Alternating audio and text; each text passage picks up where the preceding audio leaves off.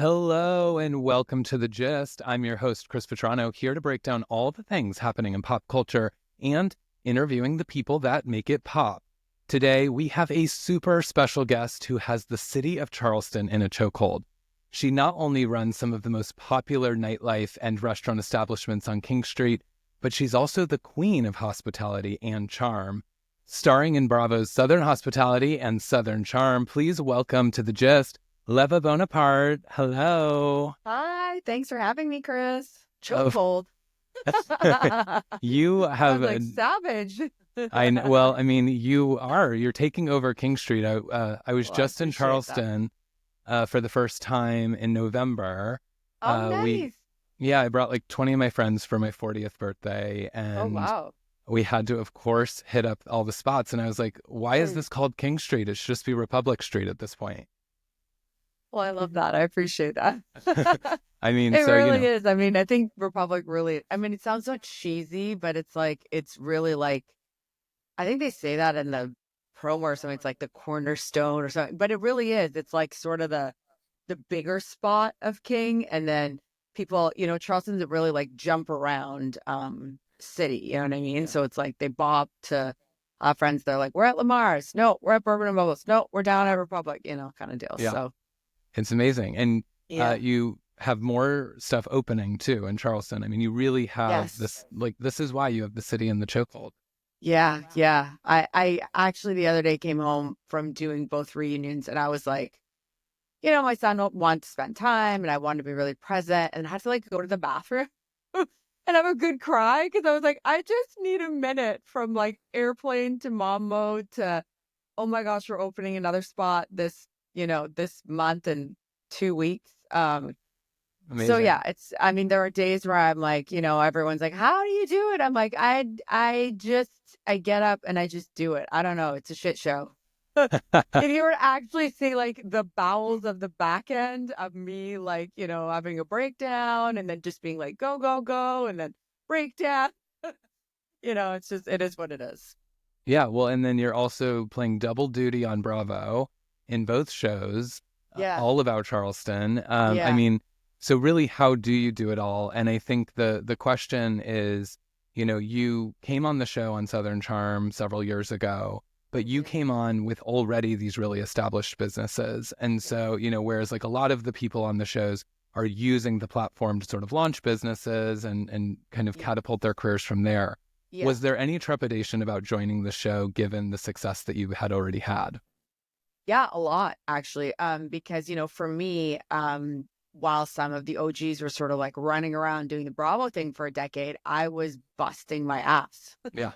So and having a child and getting married and like just doing all the things. And so I had a lot to risk coming in. It was the businesses that were, I call them like, my secondary babies. There's my baby, there's my family, there's a lot of stuff. I had a lot to risk. I wasn't just like falling into a show and then falling into a collaboration and falling into, and no shade to anybody who leverages the show well. That in itself is its own, beast and great for them. But yeah, it's I came in a very different way and I had to weigh the pros and cons, and I still do every season. I kind of like look at it and go, okay, what is the main goal here? Because I'm really, really about anybody who knows me really well knows that like I don't have FOMO. I've gone to therapy. I am definitely have a temper, so I don't want to say I'm not reactive because I am working on that. Yeah. But I don't like to make any decisions in my life like just without my dad always told me when I was small, he's like, with every like strong yes comes like 10 no's because the sacrifice, right? So if you really lean into something, there are a lot of sacrifices in order for you to lean into it properly. Like we don't just do shit to do shit, kind of family, it's with intention. So I always like to reevaluate, why I'm doing things every year. Everyone's like, all right, so what about next year? I'm like, we don't know about next year. I got to sit down with my intention. They're like, what would you not do next year? I'm like, I don't know. We got to sit down with intention, and really decide and evaluate. Just like any business, you got to like what's my return on investment, time, mental space, like all the things. So yeah, it's, I think for people who are friends with me, they find it very chaotic because I'm really not married to anything but my husband and my child. Yeah. But everything is with intention. And I try to make sure that it's like not with some other inner thing. It's not feeding Right. some other like inner thing, like an ego or I'm going to prove to I really want it to be like what I want to be doing. So Yeah. not to get too deep on you, but I that's love it. really how I try to make every decision. And I think it's a really healthy way to also like run businesses because it's not with ego. It's like, okay, does the money make sense? Is it giving me joy? Is it doing these things? Or so anyone knows doing anything takes a lot of effort. I'm sure just sitting there with your podcast, it's like, okay, this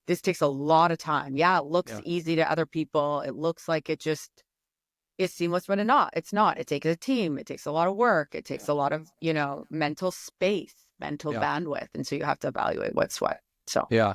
And do you long-winded feel answer.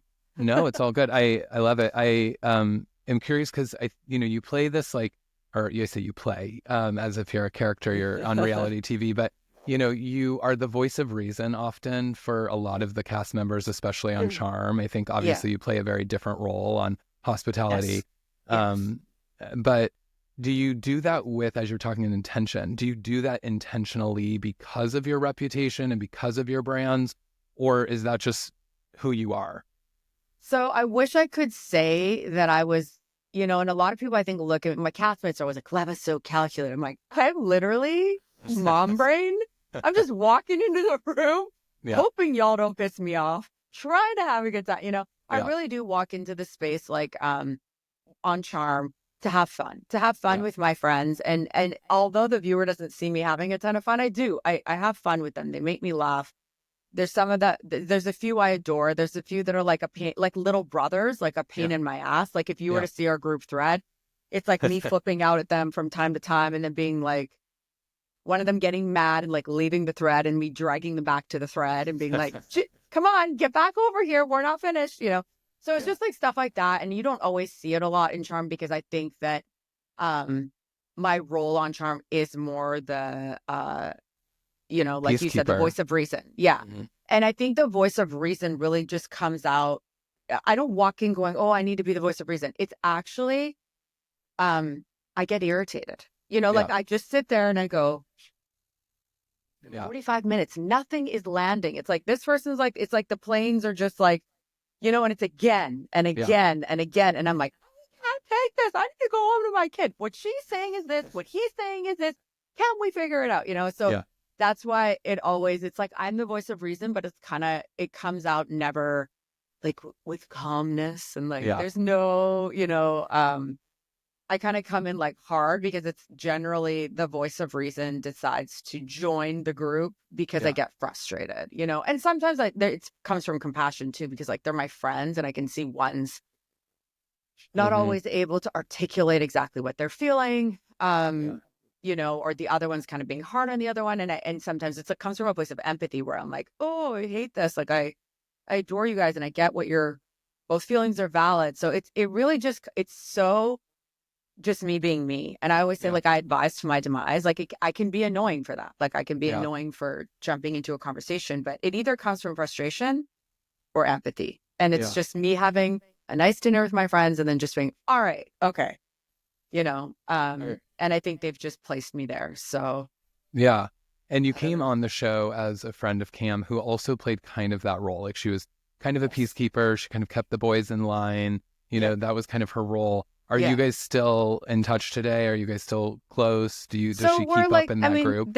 I don't think there's any bad blood. We're friendly. We've just sort of like grown apart. And as silly as it sounds, it's her kid goes to one school. I homeschool. I live in one area. And it's like my mom gang is separate from her mom gang. And like, so it's just like you end up crossing paths and it's not the way it once was when we were roommates and we did everything together. And then when she moved out, it was like friendship. Now when you become a mom, it becomes like your social time is also your kid's social time. And so, I think we're both sort of in that space. And I think we're slowly, our kids are hitting like 7, hopefully can reignite some of those older friendships and get them back into the mix. And, Yeah, and I feel like also there must be some, there's new cast members that join. The show has obviously evolved so much over the years. This show Yes, has been on for so long, and we've seen people come and go.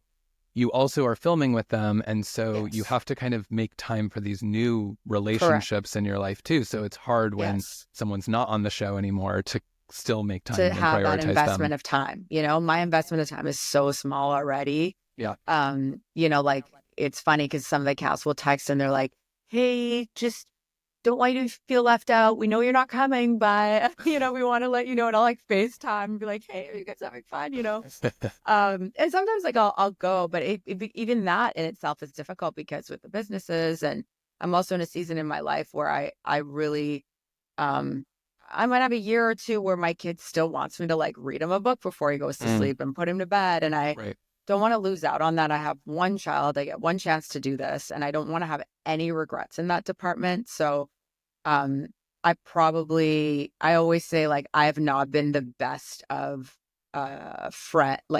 friends, although my Mm, friends probably disagree, but like I'm not necessarily like the friend I would love to be and mm, show up to all the things, but like I do my best. And I think people who know me just know that um my Lamars come first, but yeah. I definitely try to support and be there. But yeah, it's just like there's just so much time. And Yeah. yeah, I I think, think that, but the old friendships, I feel like they're just, my mom used to call them like like she used to call them core friends. Like they just yeah. don't go away because they're in your formative years and Yeah. can always rekindle them. Yeah. And I mean, I think that as viewers too, we are also accepting of that because of, you do have, little and you have your family and you have all of these businesses and we see all of that playing out. And so like Yeah. when you don't show up on the, Bahamas trip, I Yeah. don't feel like the viewers are turning like, oh, why is Yeah. she isolating from the group? Whereas like if Yeah. other people like, I think on hospitality, you see that a little bit with like Will and Emmy and Yeah. like when they don't show up to certain things, it's like, oh, they're Right. isolating. There's something Right. wrong. Right. There's something going Right. on. You never really get that because I think people must in your life like, just accept like she's got a lot going on and like this just Yeah. isn't doesn't make sense. Totally. And I also want to normalize it too, you know what I mean? Like I don't want to fake it out and be like, yeah, the few vacations I do get to take, I'm going to take without my husband and kid with like all Yes. my other friends.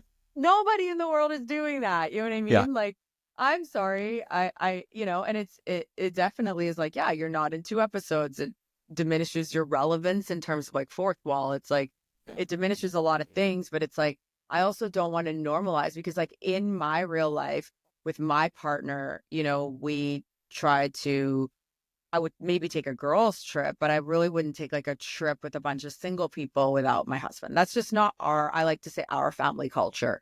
Yeah. Not for a reason of like, oh, there's all these like, that my husband would be like jealous or call. It Right. just it keeps things simpler. And life Yeah. is difficult enough that I just don't need to add a perspective of any type of mental stress. And like, 3, 4 days, I would much rather be with my family or if my family came and Yeah. it just would be really different. Like, let's just keep it, I like to say real. You know what I mean? Yeah. So that's I sort of mean, why.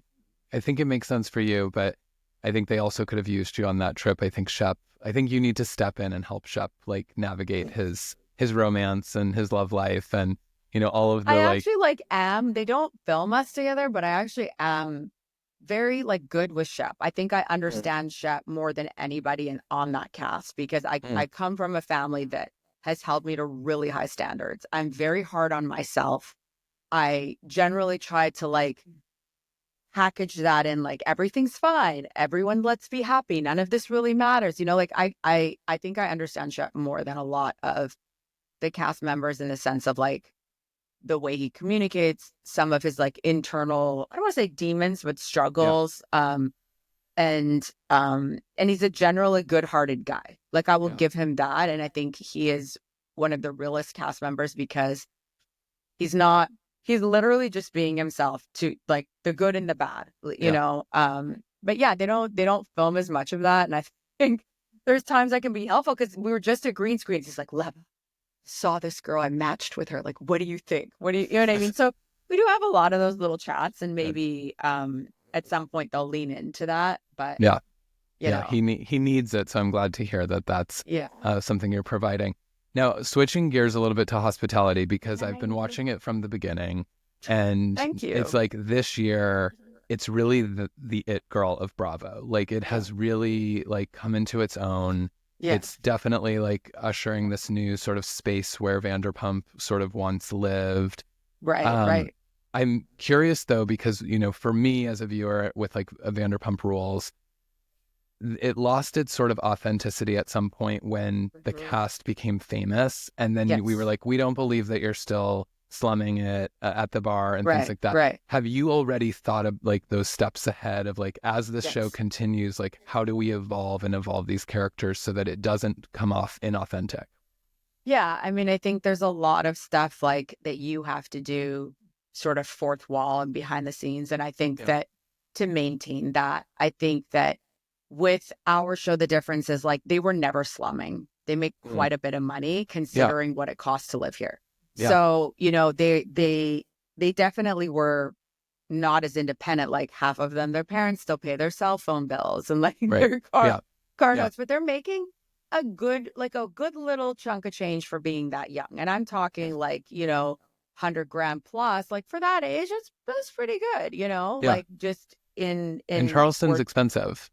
Yeah, yeah. But they're still able to live a pretty good little life. And Yeah. then, you know, they work their butts off for a couple days and then they take off and go to Tulum or take off and go to Miami and do whatever they're Yeah. doing because like they have no responsibility.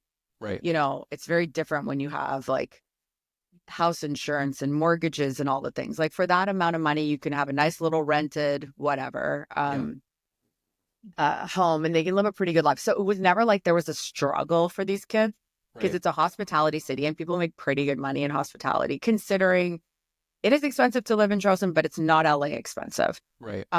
So yeah, they live a pretty good little life. And then the other side of it is that I think with Vanderpump, you know, LA is not really like a hospitality necessarily like city.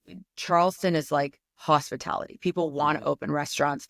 They want to, you know, be in hospitality. They want to be VPs of, you know, these big restaurant groups. Yeah. They it's something to aspire to work in the big hotels and like it's a pretty good, it's the biggest industry we have here, right? So it's like Yeah. either that, doctor, lawyer, realtor, you know, and Right. real estate's a big thing. Yeah. So yeah, I have some thoughts and definitely like I like to show the staff growing in the business because there's servers, there's, you know, there's head servers, there's managers, there's a management space, we're a restaurant group. So Yeah. I would love to lean into more of like the corporate side because we work by day. There's a whole corporate office that's working all day. There's a social media team, there's all that stuff. And so I don't want it to just stay front of the house. And I really do communicate a lot with them that as the show grows, as their platform grows, what do they want to do with us? You know what I mean? How do they want to grow with us? And TJ is a perfect example of that, Yeah, I was you gonna know, say. of Sir I want them Wieners. to sort of stand on my shoulders and kind of do their own thing. But for example, now like it's not just the Sir Wieners where he is doing that on, you know, every second Sunday and he has his cart and everything, but then he has his cart on Republic. We actually serve all his hot dogs at our place, Lamar's, and we serve it in like a tower with like sparklers. It's become a big, huge viral thing. People like clamor to it. Like it's a big thing that people love. So there are ways to synergize the efforts to keep it authentic because Lord knows, and every producer that's worked with me knows, I can't be fake. So for me, I love it's that. you know, the I guess the fakest part of me that a viewer could see is the edit. Like I'm edited down, but I'm not, you know, by any means being not who I am. And I'm not good at that. And it gives me anxiety. And so I am, yes, almost too, I'm sure producers kind of find me a little irritating because I'm just like, okay, so this is how we think that this should go. I'm already, you know, I'm already sort of I'm a 10 steps ahead girl. So I don't want that. I also come to win at everything, you know? Yeah. So Clearly. I want the show to have longevity. Like I definitely was slow and steady. You know, the kids always make the joke of like Leva and Lamar, they move like lasagna. Like you don't know what they're doing and poof, a new space opens. Poof, a new, you know. Yeah. And that's what we do. We really nose to the grind. Like we really, really hustle hard and quietly. But like I said, we're both too, we always say we don't do stuff to do stuff. We do it to like really win at it. And if we're not winning at it, we pivot, we do something else, you know? Yeah. So I I think, definitely have a lot of wheels turning and ideas that I can't necessarily talk about here, but right. yeah, Of course. there's a Yeah. lot there. I love that you are thinking about it, because I think that that's also the thing that, you know, hospitality brings that we haven't seen a ton of on Bravo is like, you know, on Vanderpump Rules, there was never really like a main LGBT storyline that like Yes. came from the beginning and Yes. feels really authentic. And like, Right. you know, we're seeing So like shocking some, too. Like in WeHo, I would have I know, thought, but like I'm not a California person, so I don't really know. But like I guess in my mind, I was always like, wait, there should be more. yeah. And I You mean, know? you have one of the like most culturally diverse casts, and Yeah. there's so much happening. And, you know, we're So getting to proud know of that. Michael's story. And obviously we've been following TJ and then what TJ and Joe are going through this year. And like, Yeah. these Yeah. are things that we just haven't seen on TV before Yes. or on Bravo and these kinds of shows. And so it's like, it's really enriching. And I think that like, I love it. And I think the irony is like when we were there, we were like, oh, where's the gay bars in Charleston? It was like, oh, there's one. And it's, everyone was like, don't go there. Everyone we asked was like, don't go there. So I was like, okay, well, so that it will be the thing that I would say, maybe if you're thinking about what's next for you, maybe, you know, a nice gay bar would be great to add to the mix. I mean, we really have thought about it. The thing is like the culture in Charleston, don't get me wrong. And we do love the gay bar. So I'm definitely going to say like, we love them. They're great. I think they're doing a great job. It's definitely not like other cities. You know what I mean? So I think definitely people are like, oh no, we don't have that. But one thing I do, and I want to say this, like, I definitely think, and I spoke to my makeup artist about like the idea of gay bars and why, you know, we were trying to do drag brunches at Republic. And I think it's really important with anyone that I like to call like not the mainstream. Like I always say I'm an other, you know, like I'm Persian, I'm, you know, like I'm an other. And I always talk to my other friends that live slightly differently. And I would say like, why can't we all just be in one bar?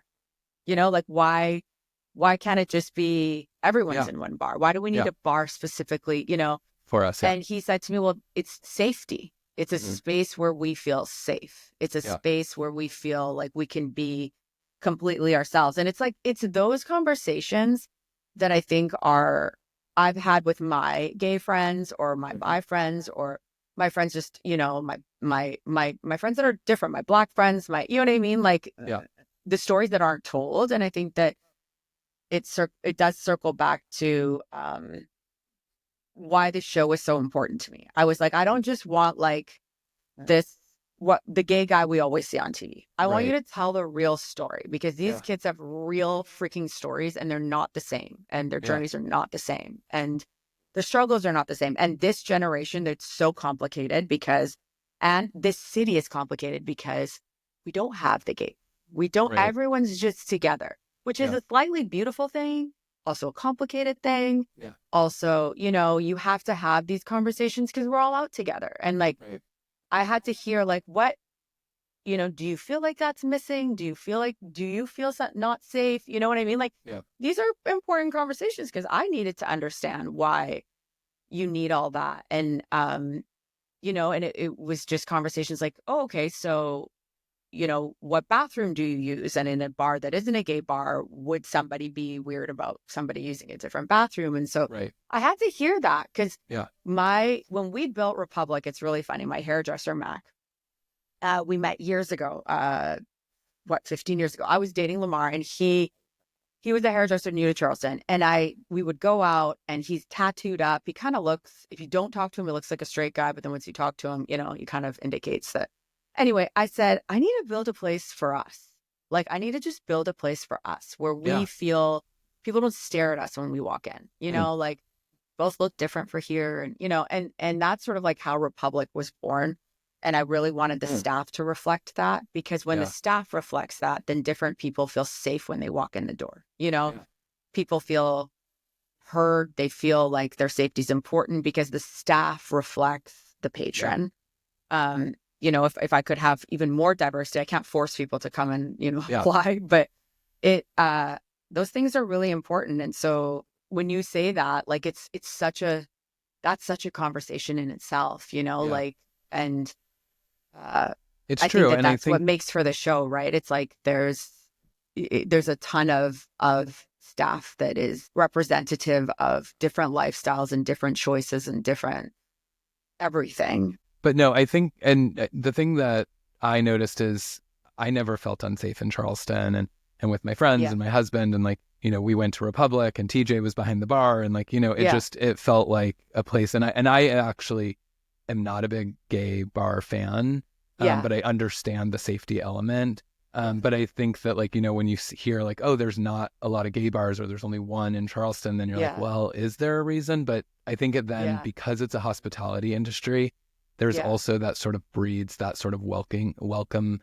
feeling everywhere you go. And so Yeah. it's I been, mean, that's what I hope. I yeah, hope that like all my spaces, because all of our friends, we're all different. We all walk into spaces, and some of the spaces feel like, oh, but that was like almost 10 years ago. Now it's just like everybody. I mean, 10 years ago, it looked weird if you had tattoos. Like that was uncommon. If you yeah, weren't wearing like a belt with like fishes on it and like had a spoof haircut or something. There's a look to Charleston, but now it's become so different. So many people moving here, and yeah, it's something I go back and forth on, and definitely this element of safety and like community is really important, but also like I do love that, all of them. Like I have a friend, she's a drag queen, and her name's Brooke, and she's super tall and always done up, and she's in Republic, and everyone's like, Brooke, and she just looks like this super Amazonian tall, like Barbie. Anyway, but she'll walk in there, and she loves it there, and she gets all the attention and love, and she's like a part of the family. And so I think for yeah, it's always an interesting conversation. I definitely want all my spaces to feel like everyone should be in there and they can be their full self, but it's conversations I have with my friends. Like, is there something I can change? Has there ever been anything that felt weird for you? Or, you know what I mean? So, but I think that's what falls into the show. And that was when we talked about the show. I was like, TJ's my Stassi. And they were yeah. like, what? What are you talking about? I And I love was like, that. he wants the whole like, white picket fence and like all the things. And they were just like completely confused. So, all that stuff is bleeds into the show. And I think that that's like a really beautiful thing. Yeah, no, I mean, you've done something really special with the show, and I love, as a viewer, getting to watch it. Love getting to see you on Southern Charm, double dose of Leva. You've been Thank you. someone that I've That's been very targeting for the podcast for a while, because I was like, I want to talk to Leva. There's so much about business, and you're doing so many things that are just so relevant. And so I love that I was able to have you stop by today. Before you go, tell us, where can people find you? Where can they stay up to date? And whether it's restaurants, shows, etc. well, they can definitely find me on Instagram, Leva Bonaparte. Bonaparte on TikTok. I have a little more fun on that side. Yeah, I mean, they can find me on King. Yes. Yeah, and we have all our spots. We're opening a new place called Zach Stacks this month, and that's been inspired by one of our employees named Zach, who had childhood cancer when he was really young, and he had a 10% chance of survival. He lost his leg to cancer, but he's a huge part of our team. And now basically the inspiration for Zach Stacks. And we're sort of committing to with Make-A-Wish. Make-A-Wish really made a difference for him. So we're committing to do a partnership with Make-A-Wish, hopefully a few Make-A-Wishes a year out of that space. And he loves a frozen drink. So we're doing that. And then I'm opening a store in the back, which, is coming soon. I'll do a big reveal. Announce. Okay, Yeah, awesome. something very Charlestonian in the back. Yeah. Love that. Well, Leva, thank you so much for your time. We can't wait to continue watching you. I know you guys just filmed the reunion, so we've got lots to see. And then more seasons to come, I hope, but we'll see. Yes, It's up I to hope you. so. I hope so. Thanks so much for having me, Chris. I appreciate it. Of course. Thanks so much. We'll talk to you soon. Hopefully next time we'll have longer. Talk to you soon. Yes, please. Guys, that was so much fun getting to chat with Leva. She really has her finger on the pulse of what's going on. If you have not been to Charleston, let me tell you guys, it was one of the most fun. I had never been. I wanted to go for my 40th. I felt like Charleston was going to be my vibe, obviously loving the shows, having seen kind of the city through the cast's view for the last many years. We're on like season 9 of these shows, but I was just so thrilled to see that like the city is full of life. And actually, Joe and I, while we were there, started saying like, oh, well, we might move here. Like this might be like our next home at some point. And so we really, really love Charleston, and Leva really just does. I love that she called me out on having a chokehold on Charleston, because she does. She really does. She when you go and you see like it's just like bang, bang, bang, all these places that are hers, and they're some of the hottest spots in town. And so it was great to see that. But she really has her finger on the pulse for not only the city, but also, you know, inclusivity, and the fact that she comes from a different background. And I loved her story about Republic, and that the fact of how it sort of came to be. I loved it. I just loved chatting with her. She is such a joy. But you guys, Southern Charm is of course a great Bravo show, and we get to see Leva and, you know, all of our favorites there. But if you are not watching Southern Hospitality, what are you doing? Because it is truly, I called it the It Girl in our interview. It truly is. It is the show to watch right now. If you loved Vanderpump Rules in the early days, it's giving that plus more. This group of kids is so, and I call them kids, I think we're close in age and some of them, but they're just amazing for television. And one thing I didn't get to ask Leva, we ran out of time, but I wanted to say, like, what's going on with Grace Lilly? Like, why aren't we seeing her on our screen more? And I needed to know, because Grace Lilly is a star. If you guys have watched this season and seen the Vegas wedding, we'll call it, and her just sobbing because she thinks that the wedding is real, it's too much. She is a star, and she needs more screen time, in my opinion. And so, yeah, so Southern Hospitality, if you are not watching it, do it now.